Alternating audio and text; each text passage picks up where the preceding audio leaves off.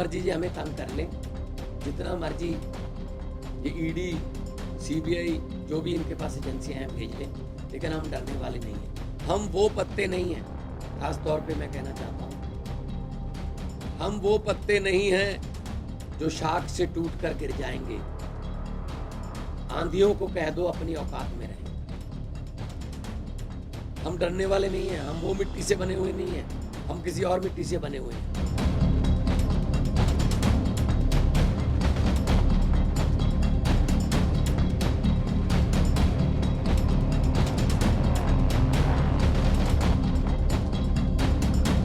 एक तरफ तो कहते हैं वन नेशन वन इलेक्शन, लेकिन दो स्टेटों में अगर इलेक्शन करवानी हो उसमें एक हफ्ते का गैप तो रखते हैं। क्या इतनी भी सिक्योरिटी नहीं है हमारे पास कि दो स्टेटों में एक ही दिन इलेक्शन हो सके? क्योंकि पहले उनको वोट इधर डलवाना होता है, फिर गाड़ियों में रेलगाड़ियों में उनको शिफ्ट करके वहां लेके जाना होता है। ये डेमोक्रेसी है, ये नई किस्म की डेमोक्रेसी। आज संजीव अरोड़ा के घर में सुबह ही लुधियाना में जिस तरीके के साथ ईडी की रेड होती है, अब इसको लेकर सियासत जो है पंजाब में गरमानी शुरू हो चुकी है। इससे पहले अशोक मित्तल के यहाँ ईडी की रेड होती है और आज संजीव अरोड़ा के, जिसको लेकर सीएम मान ने जो है केंद्र सरकार को इस मसले को लेकर घेरा। उन्होंने क्या खास कहा, पहले आपको वो भी सुनाते हैं। हालांकि उन्होंने ये भी कहा कि जो परिसीमन भी किया जा रहा है, तमाम मुद्दों को लेकर सीएम मान ने आज काफी कुछ बोला और उन्होंने अमित शाह और नरेंद्र मोदी को सीधे उन्होंने जो है तंज कसते हुए काफी सारी चीजें बोली। जितना मर्जी ये हमें तंग कर ले, जितना मर्जी ये ईडी सीबीआई जो भी इनके पास एजेंसियां हैं भेज लें, लेकिन हम डरने वाले नहीं हैं। हम वो पत्ते नहीं हैं, खास तौर पे मैं कहना चाहता हूं, हम वो पत्ते नहीं हैं जो शाख से टूट कर गिर जाएंगे। आंधियों को कह दो अपनी औकात में रहें। हम डरने वाले नहीं हैं, हम वो मिट्टी से बने हुए नहीं हैं, हम किसी और मिट्टी से बने हुए हैं। अब पंजाब में इनको एक या दो सीट आती हैं विधानसभा में, अब पंजाब में उसको बढ़ाने के लिए ईडी का सहारा लिया जा रहा है। पंजाब में इनके पास कोई केडर नहीं है, कोई नेता नहीं है, इसलिए कांग्रेस से, अकाली दल से, जहां से मिलता ले लो। कांग्रेस का प्रधान ले लिया, कांग्रेस का एक्स सीएम ले लिया, कांग्रेस का एक्स खजाना मंत्री ले लिया, कांग्रेस का एमएलए ले लिया, कांग्रेस का एक्स एमपी ले लिया, मिनिस्टर ले लिए कांग्रेस के। बीजेपी ने एक कांग्रेस विंग बना रखा है पंजाब में, बीजेपी का कांग्रेस विंग, क्योंकि उनके केस होंगे, उन केसों को फिर दबाना भी है, तो वो उनको डरा के, उनको फाइलें दिखा के डराते हैं। ये लोकतंत्र है। मोदी साहब का ध्यान होना चाहिए था कि कैसे देश में बेरोजगारी खत्म की जा सकती है, कैसे अच्छे स्कूल हो सकते हैं, कैसे अस्पताल में अच्छा इलाज हो सकता है, कैसे करोड़ों नौजवानों को नौकरियां मिल सकती हैं, कैसे ये एलपीजी या पेट्रोलियम पदार्थों का जो जंग लगी हुई है उसमें से हमने बीच में से कैसे निकलना है ताकि हमारे देश के लोगों पर या उनकी जेब पर कोई बोझ ना आए। ये इस बात पे ध्यान होना चाहिए था। इनका ध्यान है इसको सिक्योरिटी कम कर दो, इसकी सिक्योरिटी ऐड कर दो, इसके यहाँ ईडी भेज दो, इसके यहाँ सीडी भेज दो, इसके यहाँ पता नहीं क्या ईडीओ सीडीओ से ये मतलब राजनीति कर रहे हैं। सरकारें ऐसे चलती हैं क्या? सरकार तो फिर ट्रंप चला रहा है। जब सरकार चलाने की बात आती है तो वाशिंगटन से, व्हाइट हाउस से ऑर्डर आते हैं कि आपको 1 महीने की इजाजत दी जाती है, आप यहां से तेल ले लो, आप यहां से एलपीजी ले लो, आपको 3 जहाज अलाउ किए जाते हैं, ये ले लो, लेकिन इसके बाद नहीं। तो फिर बिशप गुरु बनने चले थे, बिशप चेले बन गए हम तो क्या ऐसे देश चलता है? और कुछ भी बोल देते हैं, कुछ भी बोल देते हैं। सतेंद्र जैन हमारे नेता, मतलब लगभग 90% हमारी पार्टी के नेताओं को जेल दिखा दी इन्होंने, जबकि किया कुछ भी नहीं है। तो इनका ये ईडी का हथियार, ये सीडी का हथियार, ये सीबीआई का हथियार, ये इलेक्शन कमीशन का, आप देखिए बंगाल में क्या हो रहा है। बंगाल में हड़कंप मचा हुआ है और इलेक्शन कमीशन धमकी दे रहा है एक पार्टी को, पॉलिटिकल पार्टी को, अब तेरी नहीं चलेगी। इसका मतलब किसकी चलेगी? अब बीजेपी की चलेगी।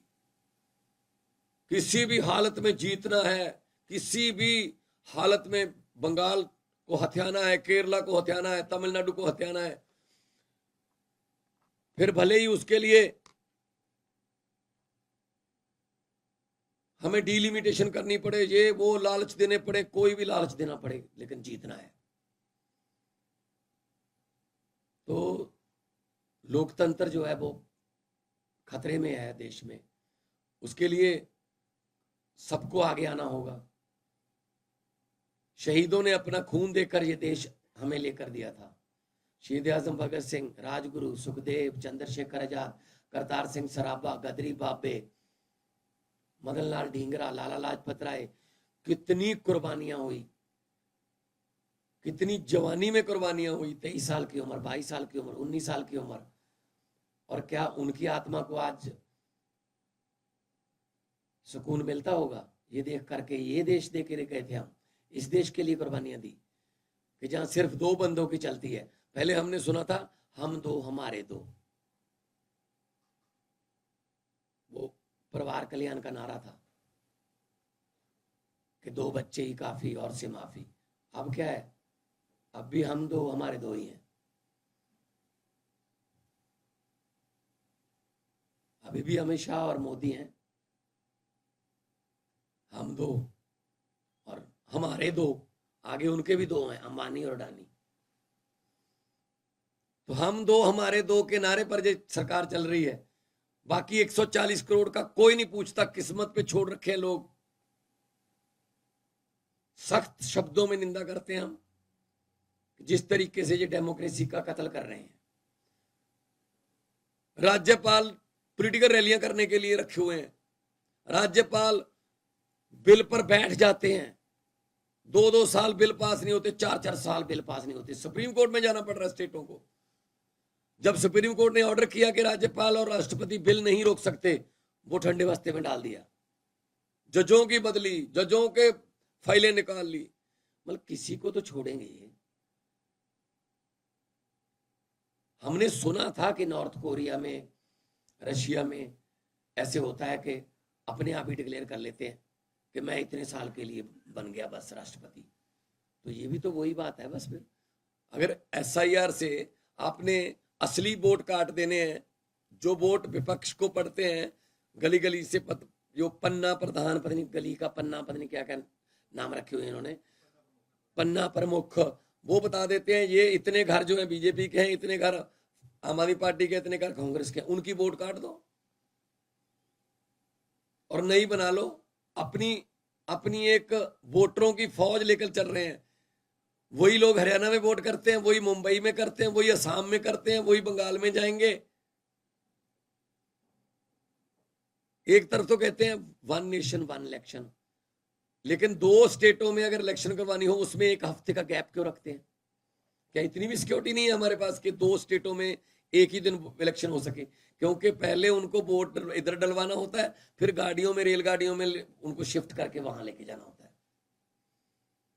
ये डेमोक्रेसी है, ये नई किस्म की डेमोक्रेसी है।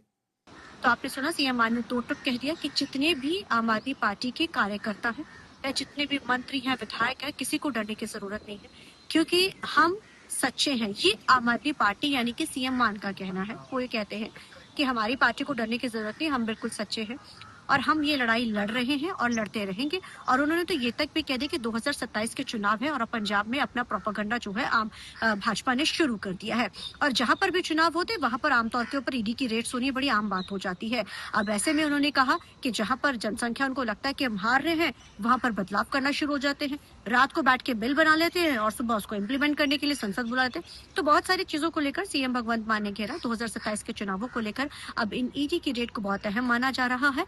अब ऐसे में जहां अशोक मित्तल की होती है, आज संजीव अरोड़ा के घर में लगातार लुधियाना में ईडी की रेड जारी है। और लगातार इस ईडी की रेड का अगर जिक्र किया जाए तो 2027 के नजरिए से बहुत अहम है। और अब आगे जैसे जैसे सिनेरियोस बढ़ेंगे, अब जाहिर देखना अहम रहेगा कि आखिर किस तरीके की चीजें बदलती हैं। लेकिन ये साफ तौर पे कह दिया गया है जो है सीएम भगवंत मान की तरफ से 2 टूक कि अब 27 के चुनाव है तो खेल शुरू हो चुका है। अब देखने हम रहेगा कि आखिर आज आने वाले दिनों में किस तरीके की राजनीति इस पे देखने को मिलती है। कैमरामैन जैसे के साथ चंडीगढ़ से TV9 के लिए अमनप्रीत।